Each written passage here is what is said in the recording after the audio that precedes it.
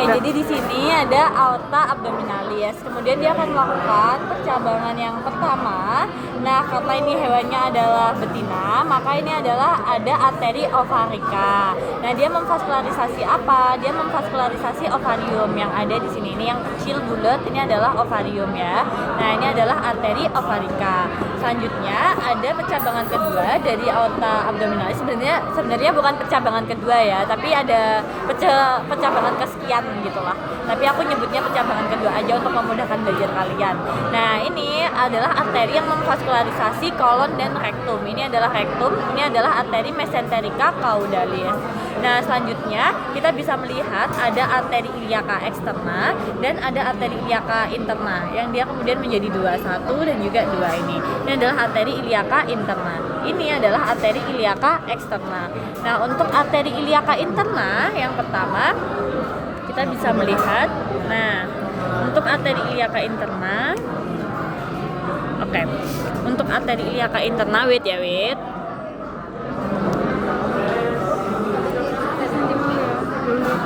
Oke, jadi untuk arteri iliaca interna kan ada ini dan juga ini kan. Nah, untuk arteri iliaca interna yang pertama-tama dia akan bercabang ke arah lebih ke ventral. Dia kan ini dan ini. Nah, percabangan arteri iliaca interna ke arah ventral dan masuk ke si uterus. Ini adalah arteri uterina mediana. Dia menuju ke uterus. Kalau di jantan dia menuju ke penis. Namanya adalah arteri dorsalis penis. Nah, selanjutnya setelah mencabangkan si arteri uterina mediana, dia tetap berlanjut menjadi arteri iliaca interna. Kemudian dia akan mencabangkan lagi ke arah dorsal ke sini. Ini adalah arteri gluteus cranialis. Kemudian dia akan berlanjut menjadi arteri iliaca interna sampai ke caudal dan nanti mencabangkan arteri gluteus caudalis yang pasti ditunjuknya di foramen ischiadica minor.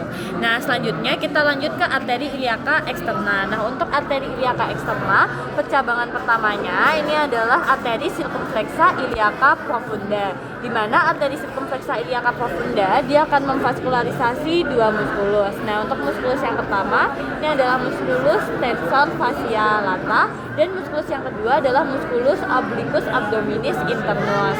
Nah, kemudian arteri iliaca externa ini dia akan berlanjut teman-teman hingga dia mencabangkan lagi. Nah, dia akan mencabangkan menjadi dua, yaitu yang gede dan mengarah ke kanalis femoralis. Ini adalah arteri femoralis, dan yang lebih kecil ini adalah arteri femoralis profunda. Nah, arteri femoralis profunda nantinya akan mencabangkan menjadi dua, yaitu satu dan juga dua. Nah, untuk yang ke caudal yang tidak ada percabangan lain ini adalah arteri circumflexa femoris medialis, dan untuk yang lebih ke ventral nanti dia akan mencabangkan menjadi dua lagi ya teman-teman, yaitu ada satu dan juga dua. Nah, ini namanya adalah truncus pudenda epigastrica. Nah, dia akan mencabangkan menjadi dua arteri. Yang arteri pertamanya ini adalah arteri epigastrica caudalis. Dia akan memvaskularisasi apa? Dia akan memvaskularisasi musculus obliquus abdominis internus dan musculus rectus abdominis. Musculus rectus abdominis itu yang mana? Jadi kalau teman-teman lihat sebentar, di sini ada bentukan coklat putih lagi, terus coklat lagi, terus putih lagi. Nah, yang coklatnya ini adalah musculus rectus abdominis gitu. Nah, kemudian yang di sisi kaudal, ini adalah arteri pudenda externa. Arteri pudenda externa karena ini hewannya betina, maka dia akan memvaskularisasi glandula mamae. Ini bisa kelihatan kan, dia memvaskularisasi glandula mamae. Nah, Skrotum. kalau jantan dia memvaskularisasi skrotum menjadi arteri skrotalis. Nah, terus habis gitu di sini kan sudah ada truncus pudenda epigastrica ya. Jadi arteri femoralis profunda setelah dia mencabangkan truncus pudenda epigastrica, dia akan berganti nama menjadi arteri circumflexa femoris medialis. Oke. Nah, kemudian di sini ada arteri apa tadi? Femoralis. Nah, arteri femoralis aja. Nah, arteri femoralis akan melakukan percabangan pertama ke arah lebih ke cranial dan lebih ke dorsal. Nah, ini dan juga ini adalah arteri circumflexa femoris lateralis. Arteri circumflexa femoris lateralis. Nah, kemudian dia akan mencabangkan lagi ke arah kaudal dan juga sangat panjang. Ini adalah arteri savena.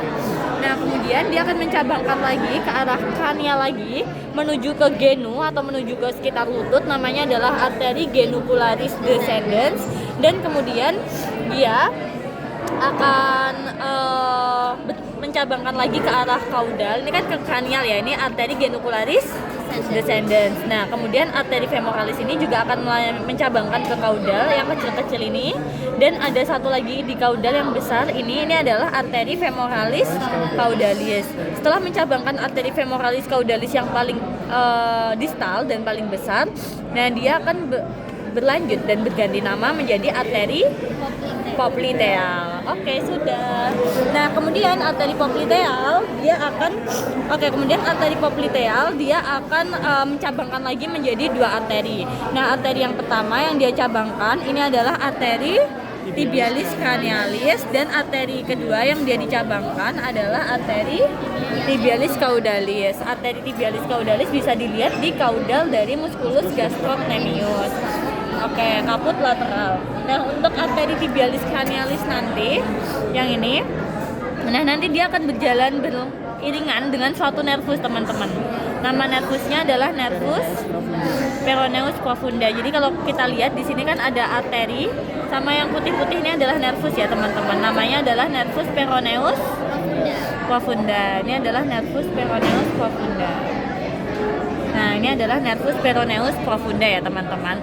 Nah, untuk arteri tibialis cranialis ini nantinya dia akan berlanjut, teman-teman. Nah, berlanjut di dorsal dari osa tarsal, dia akan berganti nama menjadi arteri dorsalis pedis.